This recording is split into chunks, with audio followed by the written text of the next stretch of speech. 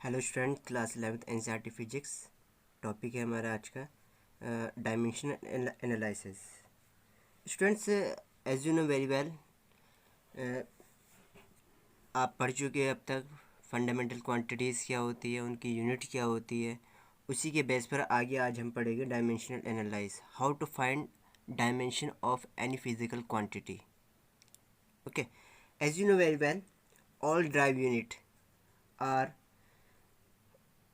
suitably expressed in a fundamental units.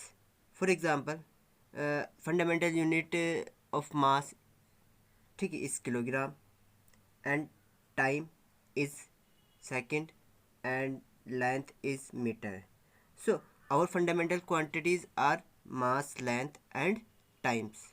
Okay, so first of all we indicate these terms in dimension. So first of all, mass, length and time, ये सब क्या है बेटा? Fundamental physical quantities है, mass, length and time. And fundamental unit, unit क्या हो जाएगी? Physical quantity.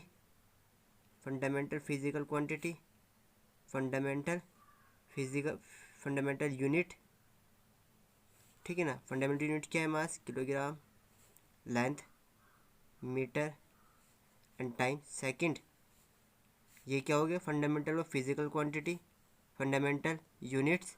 And अब बात करते हैं किसकी बेटा, कि इनको फंडामेंटल यूनिट्स को डायमेंशन में किस तरह से डिनोट करते हैं, ठीक है ना. Unit of mass KG, of mass KG. Unit of length is M, unit of time is second, ठीक है ना. तो डायमेंशन क्या हो जाएगी इनकी? डायमेंशन मास की डायमेंशन को किससे रिप्रेजेंट करते हैं बेटा? कैपिटल एम से, लेंथ को कैपिटल एल से, एंड टाइम को कैपिटल टी से, ठीक है ना. ये इनकी डायमेंशन हो गई किसकी? टाइम की, लेंथ की एंड मास की. And all the physical quantities which are drive unit, which have drive units, find out the dimensional formula with the help of physical, physical quantity, fundamental physical quantity. So first of all, we will find a drive unit of velocity या drive physical quantity, for example velocity, and then we will find the dimensional formula of this quantity. So how to find the dimension of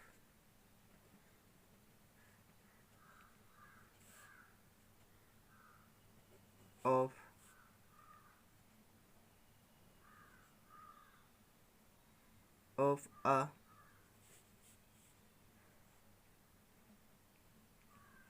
drive unit physical quantities. Okay, सबसे पहले हम find करेंगे बेटा drive unit जो होती है physical quantities में, उसकी dimension. For example area. Area formula क्या होता है आप बताएंगे? Length into breadth, length into breadth भी होता है, लेंथ इंटू लेंथ भी होता है, साइड इंटू साइड भी होता है. बट हम इस क्वांटिटी से रिलेटेड इनकी यूनिट लिखेंगे. तो एरिया की यूनिट क्या हुई? Area unit is equal to कितना हुआ? मीटर स्क्वायर, या ये कहे मीटर मल्टीप्लाई मीटर. ओके, अब अभी हमने आपको बताया कि मीटर किस यूनिट होगी? लेंथ की. तो डायमेंशन में किस तरह से डिनोट करेंगे? एल से मल्टीप्लाई एल. क्लियर. अब एल की पावर कितनी हो जाएगी? एल की पावर 2. क्लियर. तो dimension of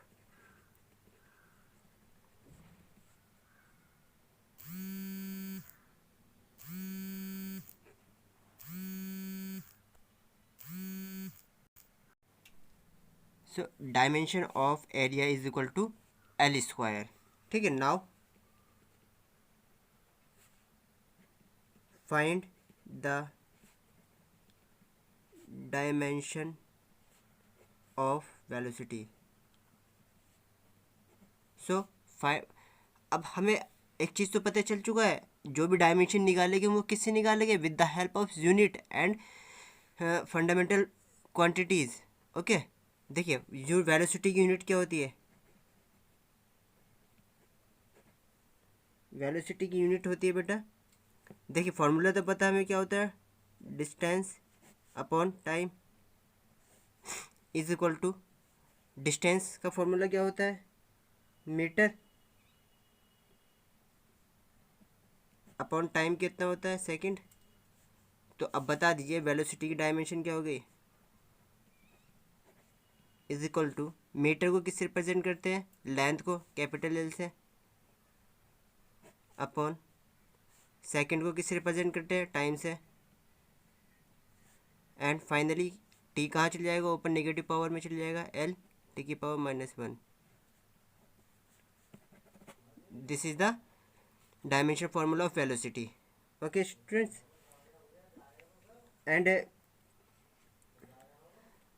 if this is the formula of dimensional equation. So ये डायमेंशनल इक्वेशन किसे कहते हैं, इसके बाद बात करते हैं डायमेंशन। ये तो फॉर्मूला हो गया डायमेंशन फॉर्मूला। अब डायमेंशनल इक्वेशन क्या होती है, मान लीजिए वी को रिप्रेजेंट किया वी से, और हमने लिख दिया डायमेंशन के, लिख दिया एल टी की पावर -1। यही क्या कहलाएगी, there is called, sorry this is called, this is called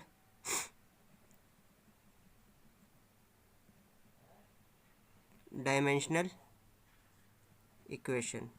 okay students, I think आपको पता ही होगा डायमेंशनल इक्वेशन क्या होता है। अब आपको पता चल चुका है किस तरह से फाइंड करते हैं डायमेंशनल इक्वेशन और dimension of physical quantity. And now we will find another quantity. So now find the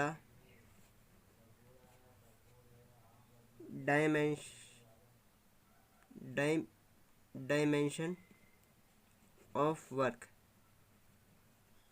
work की हमें डायमेंशन निकालनी है बेटा, work is a derive unit. So work is equal to क्या हो जाएगा, फोर्स मल्टीप्लाई क्या होता है बताए, फोर्स मल्टीप्लाई डिस्टेंस, ठीक है ना। अब फोर्स की यूनिट क्या होती है, यूनिट न्यूटन होती है, लेकिन न्यूटन को रिप्रेजेंट नहीं कर सकते हम, क्योंकि न्यूटन एक ड्राइव यूनिट है। ओके, तो फोर्स की एक्चुअल यूनिट क्या होती है आप बताइए। देखिए मैं बता दूँ एक्चुअल यूनिट क्या होती है, फोर्स की एक्चुअल यूनिट होती है मास मल्टीप्लाई एक्सेलरेशन। अब मल्टीप्लाई डिस्टेंस चल ही रहा था। अब देखिए मास को किससे रिप्रेजेंट करते हैं, कैपिटल एम से। मास की यूनिट क्या होती है, किलोग्राम, मल्टीप्लाई, और एक्सेलरेशन क्या होता है। अब एक्सेलरेशन तो हमें पता नहीं, तो एक्सेलरेशन की यूनिट फाइंड करेंगे, एक्सेलरेशन के मीटर पर सेकंड स्क्वायर। एक्सेलरेशन क्या होता है, देखिए यहाँ साइड में लिख रहे हैं, एक्सेलरेशन क्या होता है, acceleration is equal to velocity upon time.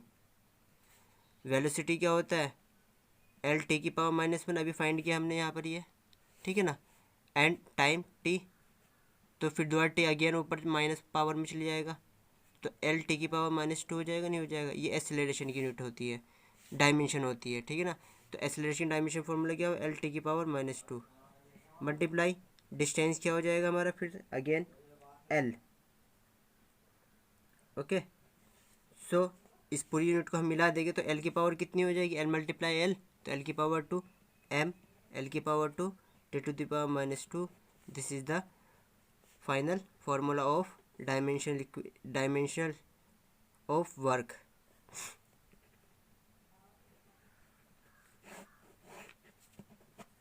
ठीक है स्टूडेंट्स, आपने पढ़ लिया होगा अभी ये। ओके, इसी तरह से आप और भी क्वांटिटीज़ फाइंड कर सकते हैं।